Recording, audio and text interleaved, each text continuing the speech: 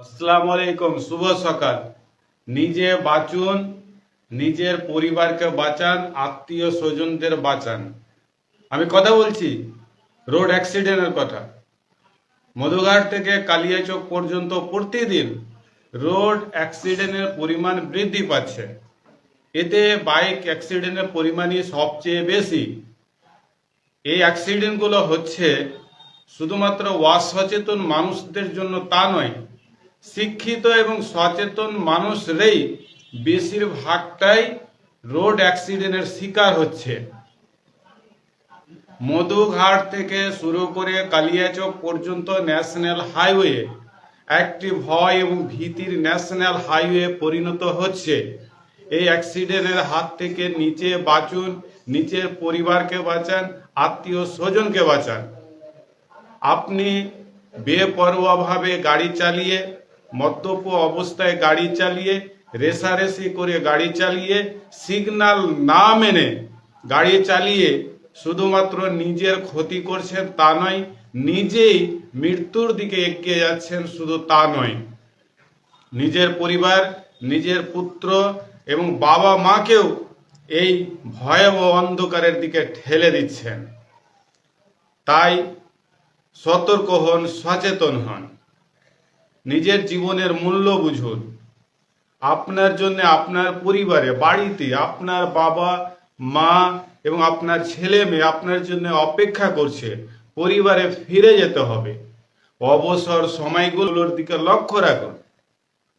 অবসর সময়ে সুজাপুর স্ট্যান্ডে বাইক রেখে ভিড় না জমিয়ে ওই সময়টা নিজের পরিবারকে দিন, নিজের ছেলে মেয়েদের প্রতি যত্ন নিন, তাদেরকে পড়াশোনার জন্য তাদেরকে নিয়ে বসুন।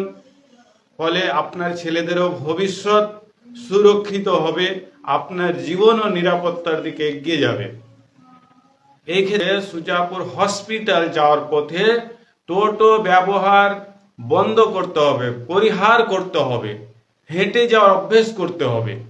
সুজাপুর স্ট্যান্ড থেকে ডাঙ্গা পর্যন্ত হেঁটে যাওয়ার অভ্যাস করতে হবে। অল্প দূরত্বে, ছোট ছোট দূরত্বের জন্য টোটো ব্যবহার কমিয়ে দিতে হবে। আর তাহলে টোটো ভিড় একটু কমবে। আবার দেখা যায় কি, কালিয়াচক থেকে মালদা যাওয়ার পথে বা এই সুজাপুর থেকে কালিয়াচক যাওয়ার পথে, সুজাপুর থেকে মালদা যাওয়ার পথে খুব প্রয়োজন না হলে বাইক ব্যবহার পরিহার করুন, বাইক ব্যবহার পরিহার করুন। সুজাপুর স্ট্যান্ড এমন একটি জায়গা, সেখান থেকে সারা দিন বিভিন্ন ধরনের গাড়ি পাওয়া যায়। সে গাড়িগুলোতে সুজাপুর থেকে কালিয়াচকও যাওয়া যায় সারা দিন সারা রাত, এবং সুজাপুর থেকে মালদাও যাওয়া যায় সারাদিন সারা রাত। ফলে বাইক ব্যবহার এড়িয়ে চলুন। আর বাইক ব্যবহার ন্যাশনালে করলে হেলমেট ব্যবহার করুন। বাইক ব্যবহার ন্যাশনালে করলে হেলমেট ব্যবহার করুন। অতিরিক্ত আরোহী হলে গাড়িতে দুইজনের বেশি বাইকে চাপা যাবে না। দুইজনকেই বাইকে হেলমেট ব্যবহার করতে হবে ন্যাশনাল হাইওয়েতে। বাইক ব্যবহার করলে হেলমেট ব্যবহার করুন। আর একটি বাইকে দুইজনের বেশি চাপা যাবে না, দুইজনকেই হেলমেট ব্যবহার করতে হবে। এটা ন্যাশনাল হাইওয়ে, দূরপাল্লার দ্রুত গতি গাড়ি আসে, ফলে সচেতন নিজেদেরই অবলম্বন করতে হবে। আর একটি বিষয় খুব লক্ষ্য রাখতে হবে, এই ন্যাশনাল হাইওয়ে ট্রাফিক পুলিশগণের, ট্রাফিক বন্ধুদের সংখ্যা বৃদ্ধি করতে হবে। ট্রাফিক বন্ধুদের সংখ্যা বৃদ্ধি করতে হবে। এই যে হসপিটাল মোড়, সুজাপুর স্ট্যান্ড, তারপর ডাঙ্গা, তারপর জালালপুর, যদুপুর, বালিয়াডাঙ্গা, এইসব সেন্সিটিভ এরিয়া, জনবহুল এরিয়া। এই জনবহুল এরিয়াতে মানুষের ভিড়, গাড়ির ভিড় একটু বেশি। তাই এগুলোতে ট্রাফিক বন্ধুদেরকে যেমন সহযোগিতা করতে হবে, ট্রাফিক বন্ধুদের সংখ্যা বৃদ্ধি করতে হবে। আর এই স্ট্যান্ডগুলোতে উন্নত মানের সিসি ক্যামেরা লাগাতে হবে। সেই সিসি ক্যামেরার একটা কন্ট্রোল রুম বানাতে হবে। Control room Sujapur traffic police অফিসও হতে পারে।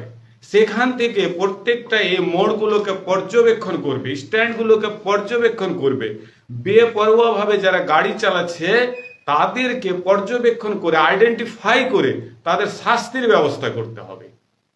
তবেই যতটা সম্ভব দ্রুত গতিতে ন্যাশনাল হাইওয়ে রোড অ্যাক্সিডেন্টের পরিমাণ কিছুটা হলেও কমানো সম্ভব হবে।